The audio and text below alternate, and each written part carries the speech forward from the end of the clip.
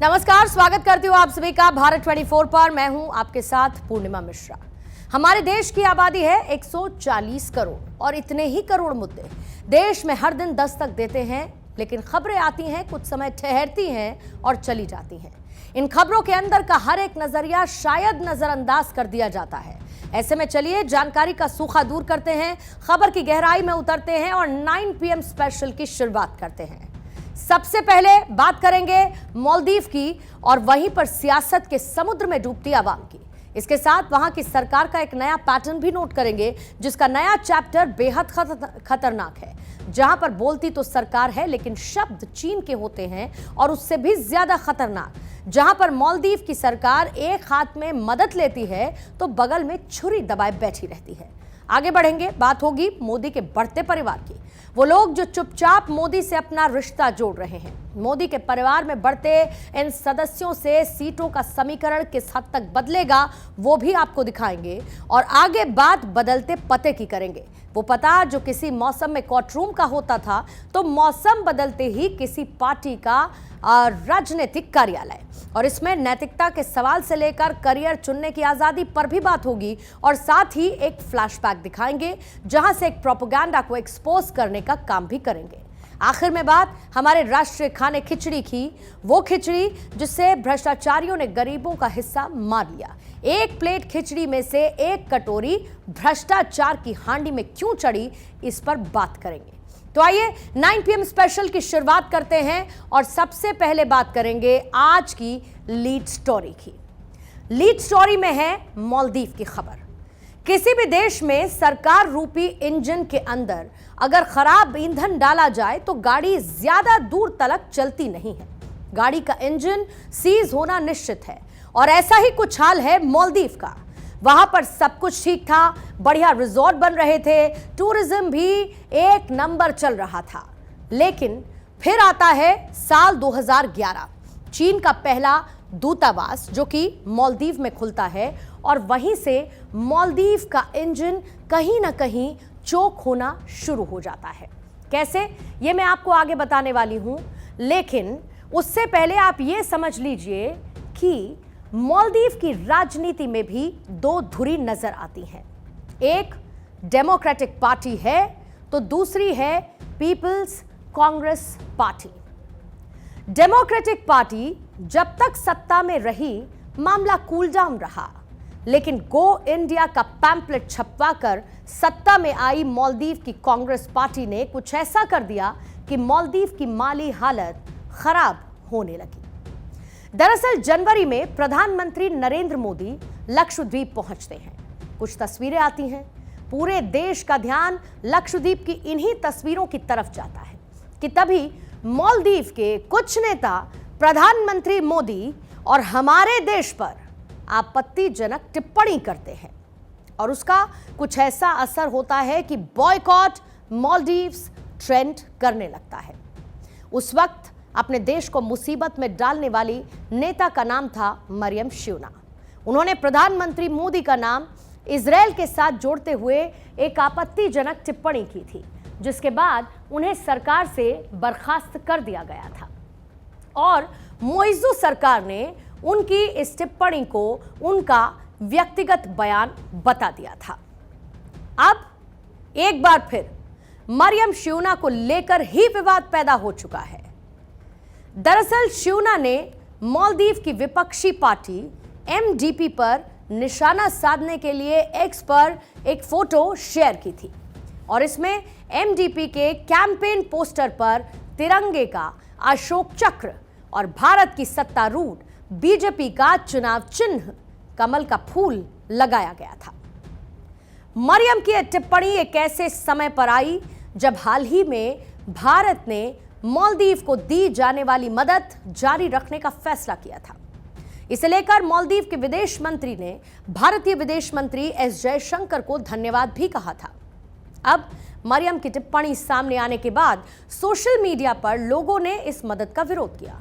लोगों का कहना है कि एक तरफ भारत जरूरी सामान जैसे कि चावल, शक्कर, प्याज मालदीव को दे रहा है, तो दूसरी तरफ इनके नेता क्या कर रहे हैं? भारत का अपमान कर रहे हैं और ऐसे में भारत को इनकी मदद नहीं करनी चाहिए।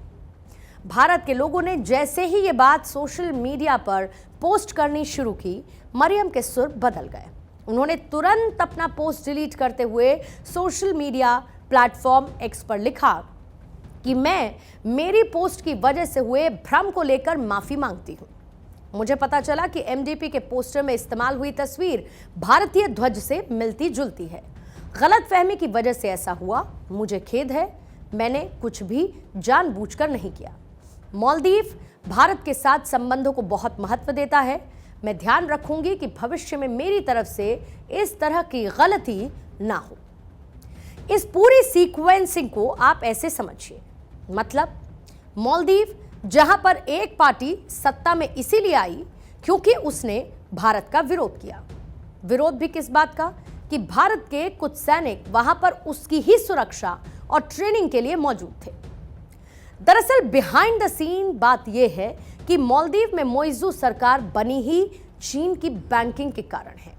अब आप जरा ये सोचिए कि एक छोटा सा देश जिसे भारत के मैप के आसपास खोजने में भी 5 से 7 मिनट लग जाते हो, वो भारत के खिलाफ इतना कुछ बोलने की हिम्मत भी कैसे कर सकता है? लेकिन क्योंकि इसकी जनता की मदद भारत ही करता है, ऐसे में ये लोग तुरंत माफी भी मांग लेते हैं।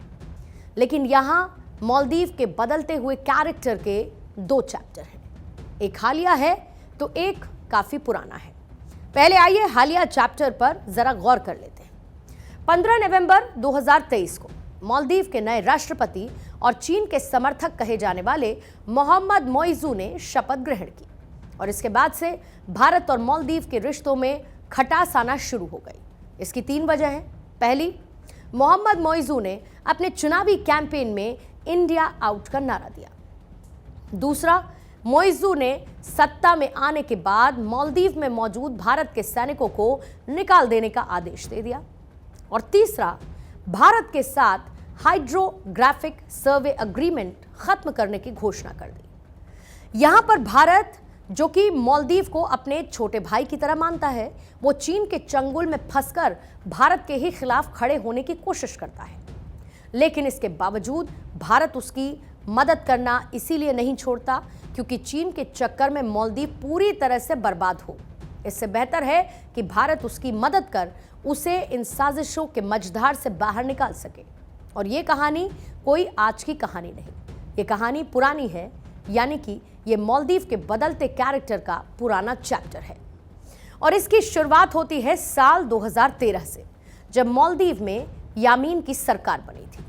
तब यामीन ने जिनपिंग के दरबार में खूब हाजिरी लगाई और सूदखोरी में चीन तो मास्टर है।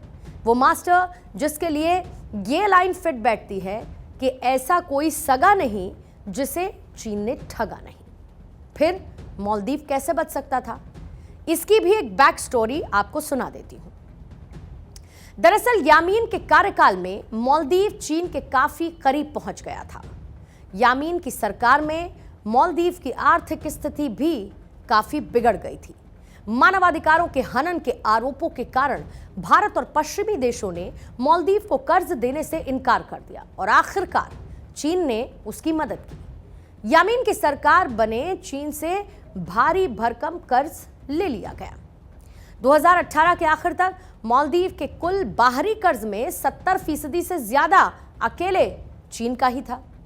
साल 2018 में पूर्व राष्ट्रपति मोहम्मद नशीद ने बताया कि मालदीव पर चीन का कर्ज 3 अरब 10 करोड़ डॉलर का है। आज मालदीव की हालत यह है कि उसने चीन से जो कुछ भी कर्ज लिया उसकी भारी कीमत उसको चुकानी पड़ रही है। मालदीव की जीडीपी 540.56 करोड़ अमेरिकी डॉलर की है और मालदीव के बजट का करीब 10% हिस्सा चीन को कर्ज उसका चुकाने में चला जाता है। चीन मालदीव में व्यापक स्तर पर निवेश कर रहा है, जिसमें बुनियादी ढांचा है, व्यापार है, ऊर्जा क्षेत्र है, जिस पर उसकी पकड़ अब बढ़ चुकी है। कई ऐसे प्रोजेक्ट्स हैं जिसमें चीन और मालदीव मिलकर आइलैंड पर अब होटल बना रहे हैं। मालदीव के पूर्व राष्ट्रपति नशीद ये कह चुके हैं कि इन परियोजनाओं में पैसा नहीं होने के कारण ही मालदीव चीन का पार्टनर बना। आगे चलकर चीन पैसा देकर इन होटल्स को खरीद सकता है। पूर्व राष्ट्रपति नशीद ये मानते हैं कि भविष्य में ये आइलैंड चीन के हाथों में चले जाएंगे। मतलब चीन मालदीव का चाचा बनकर उसकी अर्थव्यवस्था को चूसने का काम कर रहा है, जहां पर शायद गुठली भी ना बचे। लेकिन ऐसा सिर्फ मालदीव के साथ ही नहीं। जैसा कि आपको मैं पहले भी बता चुकी हूं कि चीन ने कई सालों से पाकिस्तान, किर्गिस्तान, अफगानिस्तान, श्रीलंका, नेपाल और आसपास के ऐसे कई देश हैं जिन्हें मदद के नाम पर, मदद के बहाने बड़े बड़े कर्ज या फिर इस तरीके के प्रोजेक्ट बनाकर अपने चंगुल में फांस लिया है। और इसका जो आउटपुट है वो इन देशों के लिए, जिनका मैंने नाम लिया, इनके लिए कुछ नहीं आने वाला। ये देश चीन के कर्ज तले दब जाते हैं और आगे जाकर ऐसे नेगोशिएशंस करते हैं जिसके कारण उसको अपना कुछ हिस्सा देना ही पड़ता है चीन को। जैसे कि श्रीलंका का हम्बनटोटा, पाकिस्तान का ग्वादर बंदरगाह चीन का कर्ज नहीं चुका पाने के कारण उसको कुछ समय के लिए लीज पर दे दिया गया। और अब ऐसे ही कर्ज जाल में मालदीव भी फंसा हुआ है। और यही वजह है कि ये सभी चंद मुल्क चीन की चालीसा पड़ते हुए नजर आ रहे हैं। लेकिन इसका नतीजा क्या रहता है? मालदीव का टूरिज्म सेक्टर डूब रहा है और भारतीय जो चीन के नेताओं से नाराज होकर लक्षद्वीप की तरफ शिफ्ट हुए थे, वही टूरिज्म सेक्टर में फैंटास्टिक ग्रोथ देखने को मिलती हुई नजर आ रही है। आइए अब अगली खबर का रुख करते हैं और बीते कुछ सालों में जहां पर प्रधानमंत्री के भाषणों का एक पैटर्न बदला है। पहले जहां पर पीएम मोदी जनता को बहनों और भाइयों कहकर संबोधित करते थे, तो बाद में परिवारजन कहकर संबोधित करने लगे। लेकिन मामला अग्रेसिव तब हुआ जब बिहार के पूर्व सीएम लालू प्रसाद यादव ने पीएम मोदी के परिवार के बारे में सवाल कर दिए, पूछ लिया। लालू का पूछना था कि इधर पूरी पार्टी ने खुद को मोदी का परिवार बता दिया, पीएम मोदी ने भी पूरे देश को अपना परिवार बता दिया। आज हर देशवासी खुद को मोदी का परिवार कह रहा है। आज देश का हर गरीब, हर किसान, हर नौजवान, हर बहन बेटी कह रही है, मैं हूं मोदी का परिवार। कहते हैं कि राजनीति में नारों का बहुत गहरा असर होता है और अब पीएम मोदी का यह नारा टॉप ट्रेंड पर है।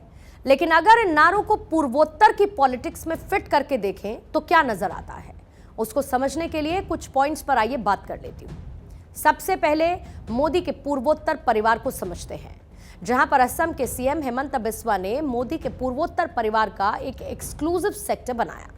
हेमंत बिस्वा ने भूमिपुत्र कीवर्ड देकर एक अलग ही सेक्टर तैयार कर लिया, जहां पर मिट्टी से जुड़े हुए लोग बीजेपी के खेमे में खड़े कर दिए गए और भूमिपुत्र टर्म के सहारे ही बीजेपी ने एक बड़े समुदाय को खुद के पाले में लाने के लिए शायद कन्विंस कर लिया है। दूसरा फैक्टर है मिशन भूमिपुत्र।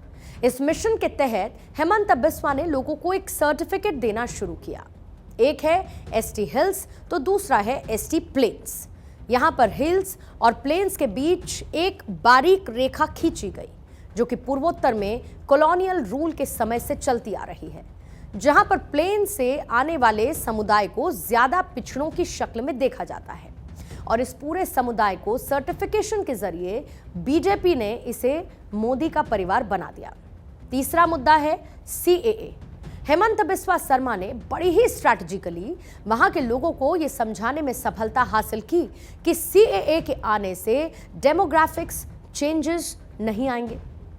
दरअसल असम में बीते कई सालों से वहां के एक्टिविस्ट और जो स्टूडेंट बॉडी है असम स्टूडेंट यूनियन, इस कानून के खिलाफ विरोध प्रदर्शन कर रही थी।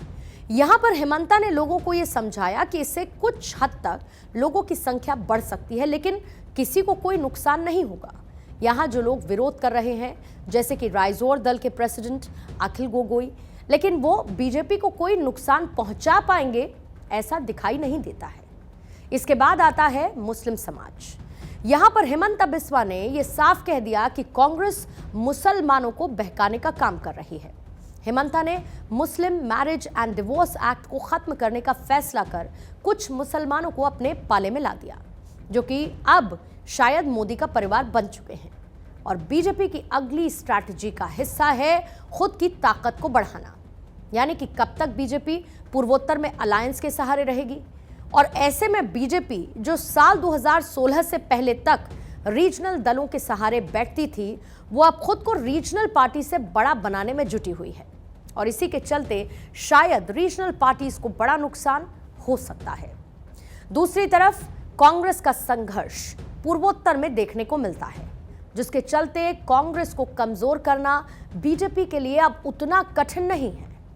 असम कांग्रेस के नेता गौरव गोगोई वो लेगेसी नहीं दिखा सके जो कि उनके पिता तरुण गोगोई की थी। तरुण गोगोई 2016 तक 3 बार राज्य के सीएम बने, तो उनके बेटे गौरव गोगोई अभी भी स्ट्रगल करते हुए नजर आते हैं।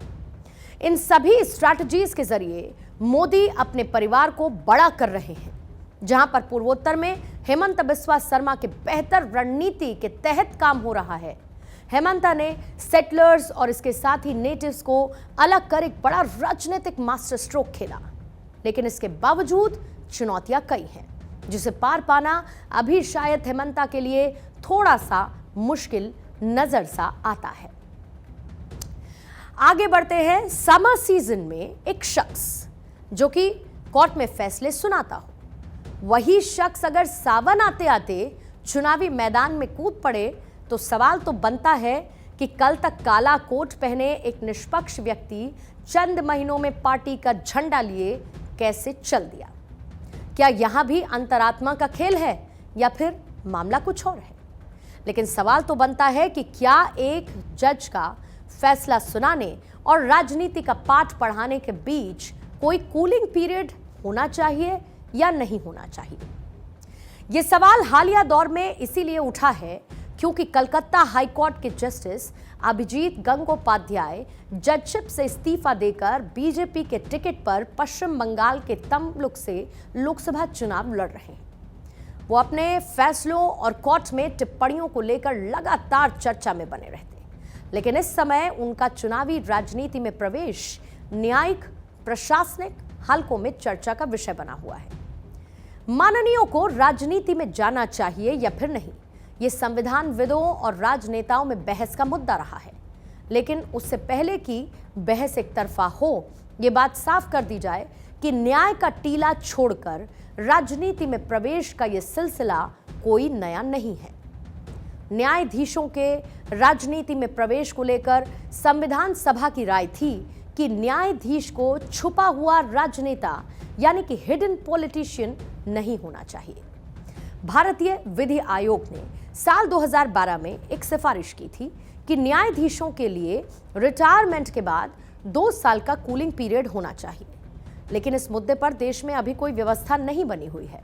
और इस बहस के दायरे में किरदार जरूर नया है, लेकिन यह बहस नई नहीं है। इससे पहले भी कई जज न्याय सुनाते सुनाते कब राजनीतिक भाषण सुनाने लगे, किसी को कानों कान खबर तक नहीं हुई। और ऐसे ही कुछ चेहरों से आपकी मुलाकात आइए करवा देती हूं। सबसे पहला नाम है एमसी छागला का। बॉम्बे हाई कोर्ट और अंतर्राष्ट्रीय न्यायालय में ये जज रहे। 1963 में सांसद और जवाहरलाल नेहरू सरकार में मंत्री बने। अगला नाम है बहरुल इस्लाम का। सुप्रीम कोर्ट जज से इस्तीफा देकर असम के बारपेटा लोकसभा सीट से कांग्रेस उम्मीदवार बने। फिर केएस हेगड़े 1973 में वरीयता लांघकर जस्टिस एएन रॉय को सुप्रीम कोर्ट का चीफ जस्टिस बनाने पर जजशिप को छोड़ दिया। जनता पार्टी के टिकट पर बेंगलुरु नॉर्थ सीट से चुनाव जीतकर लोकसभा के स्पीकर बन गए। गुमानमल लोढ़ा राजस्थान हाईकोर्ट में जज और गुवाहाटी हाईकोर्ट के चीफ जस्टिस रहने के बाद राजस्थान की पाली लोकसभा सीट से 3 बार बीजेपी सांसद रहे हैं। विजय बहुगुणा 1995 में बॉम्बे हाईकोर्ट के जज पद से इस्तीफा दिया और बाद में सांसद और उत्तराखंड के सीएम रहे। इंदिरा गांधी की सरकार में कानून मंत्री रहे एचआर गोखले और साथ ही पी शिवशंकर जम्मू कश्मीर के उप मुख्यमंत्री रहे। डीडी ठाकुर भी न्यायाधीश पद से इस्तीफा देकर राजनीति में उतर आए। अयोध्या में राम मंदिर निर्माण का फैसला देने वाली सुप्रीम कोर्ट की संविधान पीठ के अगवा चीफ जस्टिस रंजन गोगोई और पूर्व चीफ जस्टिस रंगनाथ मिश्र उड़ीसा से कांग्रेस से राज्यसभा सदस्य बने। नेता से जज बने वीआर कृष्णा अय्यर ने सुप्रीम कोर्ट जज रहने के बाद 1987 में राष्ट्रपति चुनाव लड़ा, लेकिन वो हार गए। उन्होंने एक बार ये कहा था, जहां राजनीति के बिना कानून अंधा होता है, वहीं कानून के बिना राजनीति बहरी होती है। देश के सर्वोच्च पद राष्ट्रपति के लिए भी पूर्व न्यायाधीश चुनाव लड़ते रहे हैं, लेकिन अभी तक कोई पूर्व जस्टिस राष्ट्रपति बने नहीं हैं। कोका सुब्बा राव साल 1967 में जजशिप छोड़कर राष्ट्रपति चुनाव लड़े, लेकिन हार गए। वीआर कृष्णा अय्यर साल 1987 में विपक्ष की तरफ से राष्ट्रपति का चुनाव लड़े, लेकिन हार गए। ये तो हुए वो नाम जो अपना काला कोट टांग राजनीतिक पोशाक पहन मैदान में उतरे। लेकिन इस कहानी को थोड़ा सा आइए फ्लिप कर लेते हैं और अब उन चेहरों को दिखाते हैं जो कि राजनीति से तौबा कर न्यायपालिका में जाकर माननीय बन गए। सबसे पहला नाम राजस्थान में जयपुर से पहले सांसद रहे दौलतमल भंडारी। राजनीति छोड़ राजस्थान हाईकोर्ट के चीफ जस्टिस रहे। बॉम्बे हाईकोर्ट के justice VM Tarkunde radical democratic party के पदाधिकारी रहे। दिल्ली हाईकोर्ट के जस्टिस राजेंद्र सच्चर भी जज बनने से पहले पॉलिटिक्स में थे। राजस्थान सरकार में मंत्री रहे वेदपाल त्यागी बाद में हाईकोर्ट जज बन गए। न्यायपालिका और राजनीति के इस रिश्ते को लेकर जहां पर लोग ये सवाल करते हैं कि ये रिश्ता क्या कहलाता है, तो वही पूर्व सीजीआई जस्टिस टीएस ठाकर का कहना है कि न्यायपालिका से इस्तीफा देकर कोई दूसरी जगह सेवा करना चाहता है तो ठीक है, वो वहां चला जाए। न्यायपालिका में तपस्या है, कायदे में रहना होता है, बंदिश है, राजनीति में खुलापन है, चाहे जिस किसी से चंदा लेने की छूट है, डॉक्टर, वकील और मीडिया में क्षेत्र बदलने की छूट है, तो न्यायपालिका में बंदिश नहीं हो सकती। कोई दूसरे क्षेत्र में जाना चाहता है तो जितना जल्दी जाए उतना अच्छा। मन कहीं और रहे, काम कहीं और करे, उससे तो अच्छा है कि जल्द ही छोड़कर चला जाए। आवश्यक है जहां भी जाए ईमानदारी से सेवा करे। पूर्व सीजीआई की बात भी ठीक है, जिसका जो मन हो वो वैसा करे, लेकिन शायद वर्तमान सीजीआई इस बात से इत्तेफाक नहीं रखते। नागपुर हाईकोर्ट बार एसोसिएशन के कार्यक्रम में बोलते हुए सीजीआई डीवाई चंद्रचूड़ ने कहा था कि जजों और वकीलों की निष्ठा सिर्फ संविधान के लिए होनी चाहिए। जजों का किसी भी पार्टी के हित से कोई मतलब नहीं होना चाहिए। दोनों ही जजेस के अपने अपने तर्क हैं, लेकिन यहां पर एक बात यह भी है कि किसी संस्थान से जुड़ा व्यक्ति अगर राजनीति में जाता है तो सवाल उठना लाजमी है कि क्या उस व्यक्ति के काला कोट पहनने के दौरान उसकी जेब में पार्टी का विजिटिंग कार्ड नहीं रहा होगा।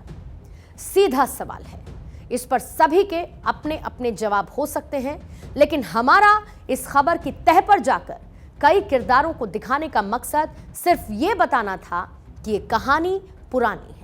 कई जजेस ने राजनीतिक दलों के दफ्तर पहुंचने से पहले अपनी राजनीतिक निष्पक्षता वाले सेंटिमेंट को कई फाइलों के बीच दबाया जरूर है। अब बढ़ते हैं अगली खबर की तरफ। क्या हो अगर खाने पीने की चीजें घोटाले का शिकार हो जाए? देश की राजधानी में जहां पर शराब घोटाला चर्चा में है, तो वहीं देश की आर्थिक राजधानी मुंबई में खिचड़ी घोटाला चर्चा में बना हुआ है। कोविड काल में जब देश की दुकानों पर ताले लटके हुए थे, ठीक उसी वक्त नेताओं ने अपने हिस्से का इंतजाम कर लिया। ऐसा कथित आरोप नेताओं ने ही लगाया है। जहां पर ईडी अपना काम कर रही है, यानी कि जांच कर रही है, इसी बीच पूर्व कांग्रेस नेता संजय निरुपम ने एक बड़ा खुलासा किया है। उन्होंने आरोप लगाया कि संजय राउत खिचड़ी घोटाले के किंग पिन हैं। संजय राउत ने भाई और पत्नी के नाम पर इस घोटाले का पैसा लिया, बेटी के नाम पर चेक लिया और दलाली के रूप में 1 करोड़ रुपए लिए गए। संजय राउत पर मामला दर्ज करके गिरफ्तार किया जाए और इसके बाद उन्हें समझ में आएगा कि गरीबों के पेट पर लात मारने से होता क्या है। कोविड के जमाने में गरीब मजदूरों, प्रवासी मजदूरों और झोपड़पट्टी और चालियों में रहने वाले जो गरीब लोग थे उनको मुफ्त में खाना सप्लाई यानी खिचड़ी सप्लाई करने का जो प्रोग्राम था, स्कीम था, उसमें जो घोटाला हुआ है उस खिचड़ी घोटाले के मेन किंगपिन और सूत्रधार स्वयं संजय राउत हैं, ऐसा मेरा मानना है। कांग्रेस ने अनुशासनहीनता, कांग्रेस विरोधी बयान और पार्टी विरोधी गतिविधियों में शामिल होने के चलते उन्हें पार्टी से 6 साल के लिए निष्कासित कर दिया। और इसके बाद संजय निरुपम ने कांग्रेस पर बड़ा हमला किया था। निरुपम ने कहा था कि उन्होंने जैसे ही इस्तीफा दिया वैसे ही उन्हें पार्टी से बाहर निकाल दिया गया। संजय ने कहा कि कांग्रेस की तेजी देखकर अच्छा लगा है। सभी लोगों को नसीहतें देती रहती है, शायद इस विषय को समझेगी, लेकिन मेरी पार्टी ने भी नहीं समझा और इसलिए मैंने कल घोषणा की थी। जब मुझे पता चला कि ये कोई एक्शन लेने का मूड में है तो मैंने कहा काहे के लिए अपनी स्टेशनरी वेस्ट कर रहे हो, मैं कल सब अनाउंसमेंट कर दूंगा। मैंने रात को 10:40 पर खड़गे जी को अपना इस्तीफा भेज भी दिया था और मुझे लगता है कि उसके तत्काल बाद शायद उस इस्तीफे में कुछ ऐसे शब्द थे, ऐसा मेरा एक्सप्रेशन था, उनको लगा कि कुछ ज्यादा हो जाएगा अगर हम चुप रहेंगे, तब उन्होंने इस प्रकार का एक फैसला किया। मतलब A4 साइज का एक कागज कांग्रेस पार्टी ने आखिरकार बर्बाद कर दिया। लोकसभा चुनावों से ठीक पहले मुंबई में सियासी मुद्दा खिचड़ी घोटाला ही है। वो खिचड़ी जो राष्ट्रीय खाना है और उसी का पैसा किसी ने खा लिया। गरीबों तक उतनी खिचड़ी पहुंची जितनी खिचड़ी घोटाले से बची रह गई। देश में साल 2020 में जब कोरोना महामारी का दौर चल रहा था तब बीएमसी ने संकट में फंसे हुए प्रवासी मजदूरों को खिचड़ी बांटने का फैसला किया था। इस मामले में हुई जांच से जांच एजेंसीज ने दावा किया कि खिचड़ी के पैकेट की आपूर्ति के लिए बीएमसी ने फोर्स वन मल्टी सर्विसेज को खिचड़ी आपूर्ति का ठेका दिया। उसमें बैंक खाते में 8 करोड़ रुपए की राशि ट्रांसफर कर दी गई। जांच एजेंसी का आरोप यह है कि खिचड़ी की तैयारी और वितरण में कंपनियों के आवंटन और अनुबंधों में अनियमितता पाई गई है, इरेगुलरिटीज पाई गई है। अब ऐसे में सवाल ये उठता है कि आखिर गरीबों की थाली से खिचड़ी चुराने वाले आखिर कौन है और इस बात का खुलासा कैसे हुआ? दरअसल जून 2022 में शिवसेना में विभाजन के बाद उद्धव ठाकरे के नेतृत्व वाली पिछली महाविकास अघाड़ी यानी कि एमवीए सरकार के पतन के बाद प्रदेश में महायुति गठबंधन का शासन आया, जिसमें एकनाथ शिंदे के नेतृत्व वाली शिवसेना गुट और बीजेपी शामिल रही। बाद में इस गुट में एनसीपी के अजित पवार भी शामिल हुए और इसी सरकार में बीएमसी के कामकाज को लेकर कई जांच शुरू हुई, जिसमें कथित घोटाले का खुलासा हुआ। इस घोटाले की जांच चल ही रही है, नेता बयान दे रहे हैं, एजेंसी सबूत ढूंढ रही हैं, लेकिन इसी बीच जनता टकटकी लगाकर उस फैसले का इंतजार कर रही है जहां से साफ ये होगा कि गरीबों की खिचड़ी खाने वाले असली गुनहगार आखिर हैं कौन। अगली खबर की तरफ बढ़ते हैं और अगली खबर महत्वपूर्ण है। भारत में आज पड़ने वाला सूर्य ग्रहण दिखेगा नहीं। हालांकि दुनिया के कई देश, नॉर्थ अमेरिका के कई क्षेत्रों में इस आसमान में होने वाले अद्भुत नजारे को देखने का मौका लोगों को मिलेगा। जहां पर इस सूर्य ग्रहण को साफ तौर पर देखा जा सकेगा, वहां जरूरी है कि इसे पूरी सावधानी के साथ देखा जाए। सूर्य को सीधे बिना ग्लासेस के देखने से आंखों को गंभीर नुकसान हो सकता है। ये तस्वीरें इस वक्त आप देखिए किस तरीके से अलग अलग जगह जहां पर लोग इस वक्त इंतजार कर रहे हैं। मैक्सिको की एक तस्वीर आपके सामने, न्यूयॉर्क की एक और तस्वीर आपके सामने, इसके साथ ही 2 और लोकेशंस जहां पर लोग इस वक्त खासतौर पर जैसे सोलर व्यूइंग ग्लासेस का इस्तेमाल करते हुए, टेलीस्कोप का इस्तेमाल करते हुए, बाइनोकुलर्स या फिर डीएसएलआर कैमरे के साथ सूर्य ग्रहण को देखने के लिए किस तरीके से इकट्ठा हुए हैं। ये तस्वीरें इस वक्त आप देख रहे हैं और साथ ही अमेरिकी स्पेस एजेंसी नासा से पूर्ण सूर्य ग्रहण के इस अद्भुत नजारे को कैमरे में कैद करने के लिए खासतौर पर जेट प्लेन्स का भी इंतजाम किया गया है। नॉर्थ अमेरिका की इस वक्त ये तस्वीरें और साथ ही लोगों की बड़ी संख्या लोगों के इस सूर्य ग्रहण को देखने के लिए उत्सुकता को साफ तौर पर बयां करती हुई नजर आ रही है।